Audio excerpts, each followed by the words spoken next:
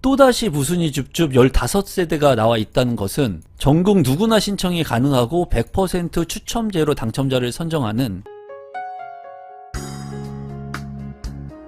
임성배 TV 보동과 덴데크 오늘은 누구나 청약 신청을 할 수 있는 무순위 줍줍 정보를 전달해 드리려고 하는데요. 부천 아테라자이 무순위 줍줍 정보를 지금부터 시작하도록 하겠습니다. 우선 최근에 558세대 무순위 청약이 있었던 서울원 아이파크 같은 경우에 이제 1순위 완판이 되었고 최고 경쟁률은 552대 1의 경쟁을 기록했습니다. 전 타입 이제 청약이 마감이 되었다는 것을 많은 분들이 알고 계실 건데요. 지금 현재 무순위 청약을 좀 집중해서 봐야 되는 이유가 있습니다. 간단히 그 부분에 대해서 좀 말씀을 드리면 무순위 청약 같은 경우에 이제 주택이 있어도 상관없이 청약 신청을 할 수가 있었습니다. 하지만 이제 법이 개정을 앞두고 있으면서 이 무순위 청약, 즉 무순위 줍줍 물량 같은 경우에는 무주택자로 제한을 하고 해당 지역에 거주하고 있는 분들로 제한을 할 예정이라고 합니다. 그렇기 때문에 지금 현재 무순위 청약으로 나오는 물량들 같은 경우에 신축 아파트이면서 입지가 나쁘지 않은 곳, 그리고 가격 경쟁력이 있는 곳들 같은 경우에는 다주택자 분들이 이제 진입을 할 수 있는 청약이라고 볼 수가 있습니다. 지금 현재 지역에 제한이 없는 물량들이 많이 있죠. 전국 누구나 신청을 할 수가 있고 어디에 사는 지역 제한 없이 청약 신청할 수 있는 무순위 줍줍의 물량들이 많이 나오고 있습니다. 그렇기 때문에 지금 현재 이러한 물량들이 빠르게 소진되는 곳들이 있는 거라고 여러분들께서 좀 생각을 해 보시면 좋을 것 같고, 추후에 법이 개정이 되게 된다면 무순위 청약, 이제는 내가 무주택자가 아니면 하고 싶어도 못하는 그런 시기가 올 수가 있습니다. 그렇기 때문에 지금 나오는 이 물량들 여러분들께서 좀 관심을 갖고 보시면 좋을 것 같습니다. 오늘 무순위 청약의 사업 개요를 먼저 살펴보시면 부천시 소사구 괴안동에 위치를 하고 있고요. 또 200세대 중에 자녀세대 15세대가 남아 있습니다. 지하 2층부터 지상 20층 2개 동이고 50제곱미터 물량이고 2027년 1월에 입주 예정인데 제가 가지고 있는 생각들을 오늘 공유해 보도록 하겠습니다. 우선 앞서서 무순위 청약이 진행이 되었던 물량인데요. 무순위 청약 경쟁률하고 그 숫자가 얼마나 됐는지 한번 확인을 해 보도록 하겠습니다. 이전에 이제 무순위 자녀 세대 물량 같은 경우에는 22세대가 진행이 됐던 물량입니다. 이 물량 같은 경우에 50A 타입 물량이 있었고요. 59A 타입 물량이 있었는데 50A 타입 같은 경우에는 21세대 꽤 많은 물량이 있었고요. 59A 타입 같은 경우에는 이제 한 세대가 있었습니다. 50A 타입 같은 경우에 21세대 중에 청약 접수 경쟁률이 1.6대 1 해가지고 청약 종료가 되었고요. 또 59 타입 같은 경우에는 한 세대가 있었기 때문에 26대 1로 청약 마감이 됐습니다. 지금 현재는 이 22세대 중에 일부는 계약이 이루어지고 남은 세대가 15세대 무순위 청약이 진행이 됩니다. 단지 주요 정보 및 공급 대상을 간단히 살펴보시면 민영주택이고요. 비규제 지역, 재당첨 제한 없습니다. 전매 제한 3년, 거주 의무기간 없고요. 분양가 상한제가 적용이 된 물량입니다. 이 물량 같은 경우에 지금 5구제곱미터는 앞서 말씀드린 것처럼 모두 소진이 되었고요. 50A 제곱미터 물량이 있습니다. 이 50A 타입 같은 경우에 15세대의 물량이 무순위 청약, 누구나 청약 신청을 할 수 있는 물량으로 진행이 됩니다. 입지 환경을 한번 살펴보도록 하겠습니다. 우선 1호선이 있고요. 1호선에 역곡역이 있는데 역곡역 인근에 이 부천 아테라자이가 입지를 하고 있습니다. 인근에 보면은 이제 항동지구가 위치를 하고 있는 것을 볼 수가 있는데요. 서울하고 바로 인접해 있는 그런 부천의 위치라고 볼 수가 있고, 이 계안지구 안에 위치를 하고 있어서 항동지구와 이제 신주거 벨트 라인을 형성할 것으로 예상이 됩니다. 주변에 초등학교가 위치하고요. 또 시장 그리고 홈플러스 같은 것들이 위치를 하고 있어서 이미 갖추어진 편의시설들을 일부 이용할 수 있다는 장점, 그리고 주변에 있는 녹지 공간들도 활용을 할 수 있다는 장점이 있습니다.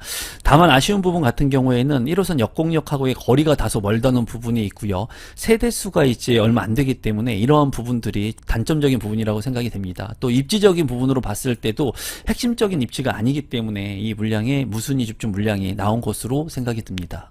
가격적인 측면을 한번 살펴보도록 하겠습니다. 부천 아테라자이의 위치이고요. 2027년 1월에 입주 예정이고 21평형의 분양 가격은 5억 8,400만원, 평균 경쟁률은 2대1 정도, 약 3대1 정도 나왔습니다. 주변에 이제 소형 아파트들이 많이 없기 때문에 35평의 신축 아파트, 준신축과 비교를 해본다면 중흥 S클래스 6년차 35평 6억 3천만원에 거래가 됐고요. 또 이제 21년차의 구축 아파트도 살펴보면은 33평형의 실거래 가격 6억 9,500만원. 인근에 있는 부천 YCT 같은 경우에는 2년차 이제 분양 가격은 4억 3,200만원. 분양 가격을 이제 비교를 해본다면 부천 아테라 자이가 다소 높다고 보여집니다. 그래서 무순위 청약 경쟁률이 나왔는데도 불구하고 일부 계약을 안 하고 15세대 정도는 또 무순위 청약으로 진행이 되는 것 같아요. 또 인근에 38년차가 된 구축의 대진 아파트 같은 경우에는 24평 3억 5,800만원에도 실거래되고 있는 구축의 아파트가 있었습니다. 입지적으로 뭐 핵심적인 입지가 아니기 때문에 많은 사람들이 고민을 많이 할 거라고 생각이 듭니다.